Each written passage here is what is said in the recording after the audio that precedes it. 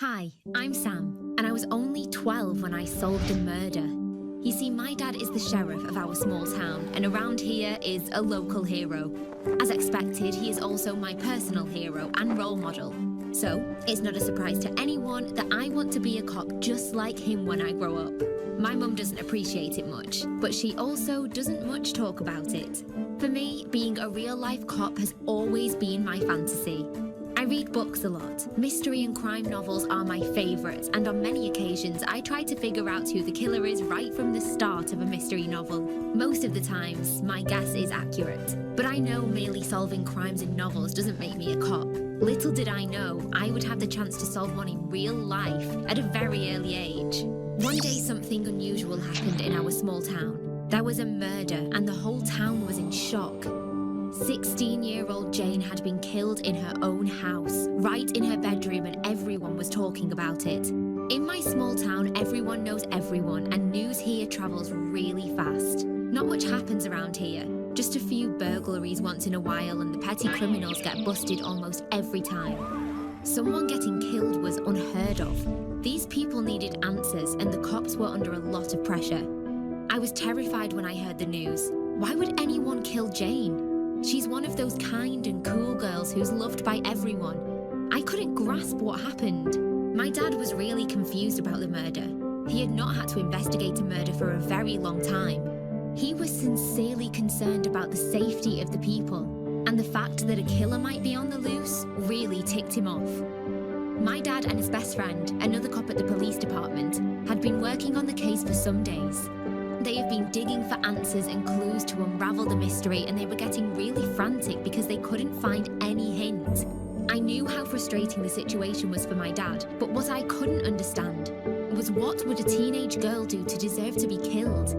I mean, what has she done that someone decided to take her life?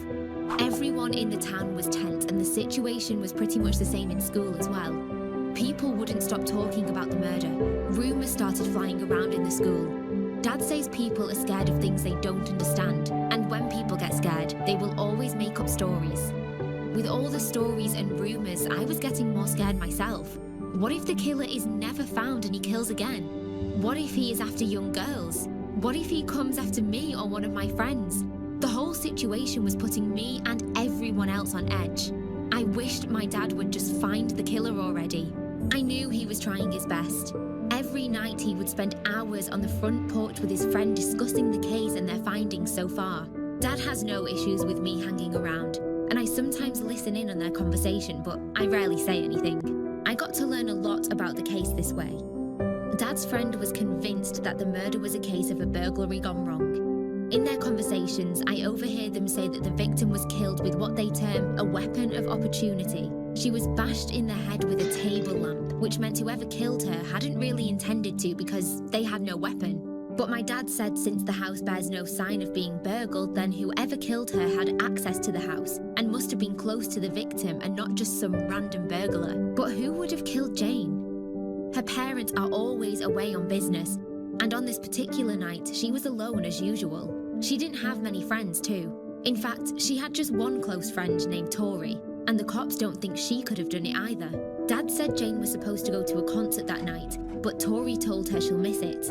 Wait a minute, a concert? Who goes to a concert without their best friend? Something is not adding up here. Wheels were turning in my small detective mind. This isn't one of your fancy novel stories, I told myself. This is real life. I decided to let the thoughts slide, but continued to listen to my dad's conversation with his friend anyways.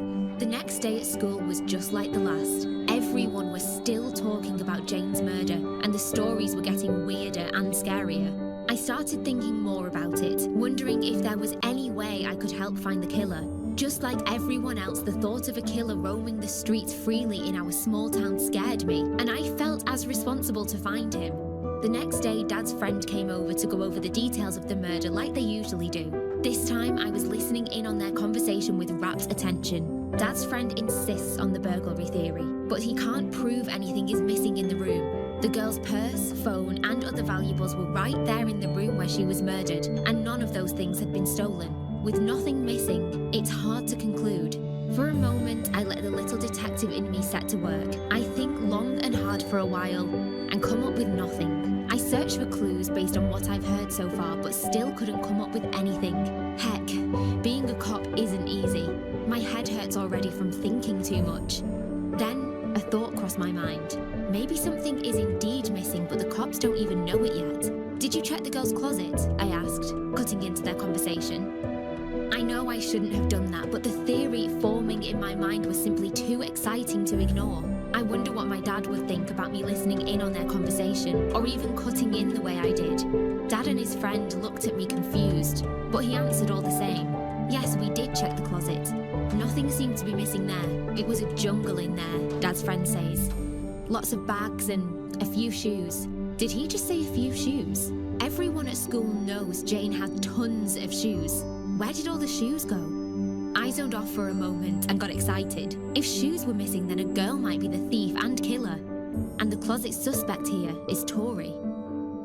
I was dazed for a minute. I couldn't tell exactly how I was feeling at that moment.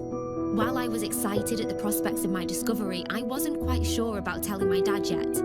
What if I am wrong about this and Tori is innocent? I could get into a lot of trouble. What would Dad feel about me intruding into the investigation? The next day at school was torture. All around me, people were still talking about the murder. The mere fact that I might have the answer to the question everyone was asking made it listening to their conversations a lot harder. I have to do something about it. I decided to tell my dad about it. He shouldn't be too angry. I was only trying to help. And so far, I haven't even done anything wrong. I think Tori might have killed her friend accidentally. I told my dad the moment I got a chance to speak to him after school. I went ahead to tell him my thoughts about the case. I knew both girls from school. The thing is, while Jane's parents are rich and she had everything, Tori's parents weren't. Jane had too much of everything, so much that Tori might have felt that if she stole a few of her friend's shoes and bags, she wouldn't even notice. The concert was her perfect opportunity. She would sneak in when Jane was away, which is why she intentionally missed the concert. But it seems Jane returned while the burglary was on, which led to a struggle that resulted in her death. Of course, my theory wasn't 100% accurate, but it was close enough to get the cops to take a closer look at Tori. She turned out to be guilty, just as I predicted. The cops had missed the major details because they were adults. None of them expected a girl missing a concert or a few missing shoes and bags to lead to a murder. Adults don't think those small things matter, but for teens, it is everything. My dad commended my contributions and said it helped them solve the entire case. I know he is proud of me. As for me, I felt really proud of myself too. Maybe I might indeed have a knack for solving mysteries after all, and might even grow up to become a detective in the future. What do you think of this story? Please feel free to share your comment and stories in the comment section below. And don't forget to like this video and subscribe to our channel.